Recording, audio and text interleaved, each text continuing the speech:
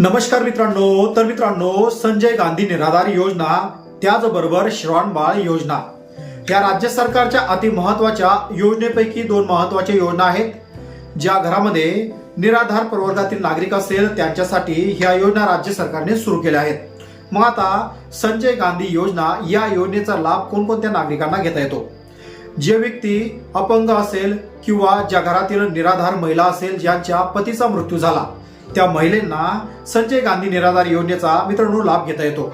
तर या योजनेमार्फत या महिलांना या अगोदर 1000 रुपये महिन्याकाठी मानधन मिळत होतं. तर आता या मानधनामध्ये वाढ केली असून 1500 रुपये प्रतिकी महिन्यामाग या नागरिकांना हा लाभ मिळत आहेत.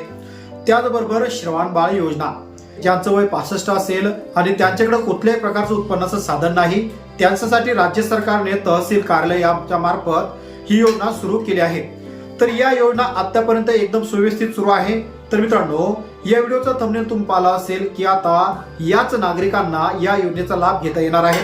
तर आजची या व्हिडिओमध्ये आपण कोणकोणत्या नागरिकांना या योजनेचा लाभ मिळणार आणि कशा प्रकारे लाभ मिळणार आहेत या व्हिडिओमध्ये संपूर्ण अपडेट माहिती मित्रांनो आपण पाहणार आहेत. तर या व्हिडिओला सुरुवात करण्याआधी मित्रांनो, चॅनलवर तुम्ही पहिल्यांदा असाल चॅनलला सबस्क्राईब करून बाजूला असलेल्या बेल आयकॉनला नक्कीच प्रेस करायचा आहे अशाच प्रकारचे महत्त्वपूर्ण अपडेट व्हिडिओ तुम्हाला भेटण्यासाठी. तर मित्रांनो, संजय गांधी योजना आणि श्रावण योजना या योजनेमध्ये काही महत्त्वाचे बदल सुद्धा करण्यात आले आहेत. तर नेमके बदल कोणते करण्यात आले ते पाहूया. तर चला करूया या व्हिडिओला सुरुवात. तर मित्रांनो, संजय गांधी योजना आणि श्रावण योजना या दोन महत्त्वाच्या योजना असून ज्या घरामधील ज्या प्रवर्गातील अपंग व्यक्ती असेल किंवा निराधार महिला असेल त्या महिलांना 1500 रुपये महिन्याकाठी मानधन दिलं जातं. आणि ज्या घरामध्ये 65 वर्ष वयाचे नागरिक असेल ज्यांच्याकडे कुठल्याही प्रकारचं उत्पन्नाचं साधन नाही त्यांच्यासाठी या योजना राज्य सरकारने तहसील कार्यालयामार्फत सुरू करण्यात आल्या आहेत. तर आतापर्यंत श्रावण योजना आणि संजय गांधी योजना या अर्जाची छाननी सुद्धा करण्यात आली होती. जे डुप्लिकेट त्या ठिकाणी अर्ज पात्रधारक लाभार्थी होते त्यांचे अर्ज बाद करण्यात आले असून आता जवळपास 1 ते 2 महिन्यापासून बऱ्याच नागरिकांना या योजनेचा लाभ मिळाला नाही. त्याचबरोबर बऱ्याच नागरिकांच्या खात्याला आधार लिंक नसल्यामुळे त्यांचे अर्ज त्या ठिकाणी मित्रांनो पेंडिंग पडून आहेत किंवा त्यांना कुठल्याच प्रकारचा त्या ठिकाणी लाभ मिळत नाही.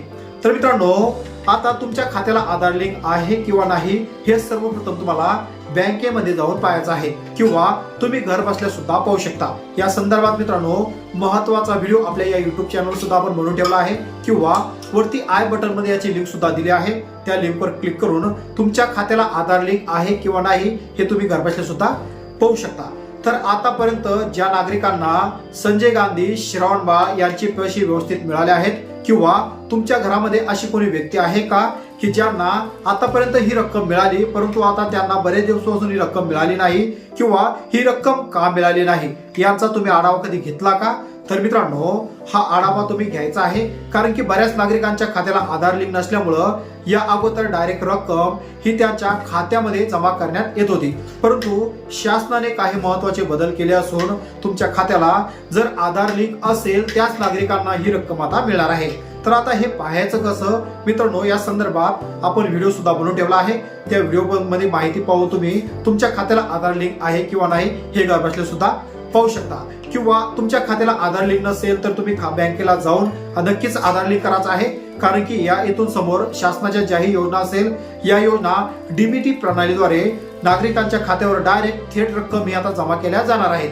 किंवा तुमच्या खात्याला आधार लिंक आहे परंतु तुम्हाला आतापर्यंत रक्कम मिळाली नाही तर मग आता तुमच्या नजीकच्या संबंधित तहसील कार्यालयामध्ये तुम्हाला तुमची नोटीस मिळाली आहे. ती नोटीस, तुमचा आधार कार्ड, पासबुक ही 3 कागदपत्र घेऊन तुम्हाला तहसील कार्यालयामध्ये निराधार प्रवर्गातील जे अधिकारी असतील त्या अधिकाऱ्यांकडे ही संपूर्ण कागदपत्र मित्रांनो त्या ठिकाणी द्यायचे आहे. आणि तुम्हाला आतापर्यंत ही रक्कम का मिळाली नाही याची विचारपूस सुद्धा तुम्ही करू शकता. तर मित्रांनो, सर्वात महत्वाचा पुढाकार हा महाराष्ट्रातील बुलढाणा जिल्ह्यातील जे तहसील कार्यालयातील जे त्या ठिकाणी अधिकारी आहे हे अधिकारी यांनी त्या ठिकाणी घेतला आहे. आणि सर्वप्रथम बुलढाणा तालुक्यातील जे अधिकारी आहे या अधिकाऱ्यांनी त्या ठिकाणी महत्वाचा हा बदल केला आहे आणि वेळोवेळी नागरिकांना मदत पुरवण्याचं काम त्या ठिकाणी केलं आहे. तर आतापर्यंत तुमच्या खात्याला आधार लिंक आहे किंवा नाही हे नक्कीच तुम्ही बँकेत जाऊन पाहायचं आहे आणि तुमच्या खात्यावर ही रक्कम जमा झाली किंवा नाही झाली हे नक्कीच कमेंट बॉक्समध्ये कमेंट करून कळवायचं आहे.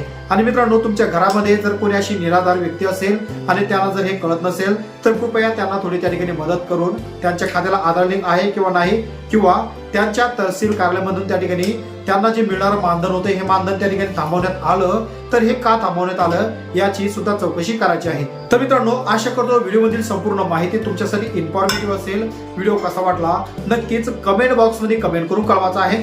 चॅनलवर पहिल्यांदा आला असेल चॅनलला सबस्क्राईब करून बाजूला असलेल्या बेल आयकॉनला नक्कीच प्रेस करायचं आहे अशाच प्रकारचे महत्त्वपूर्ण अपडेट तुम्हाला भेटण्यासाठी.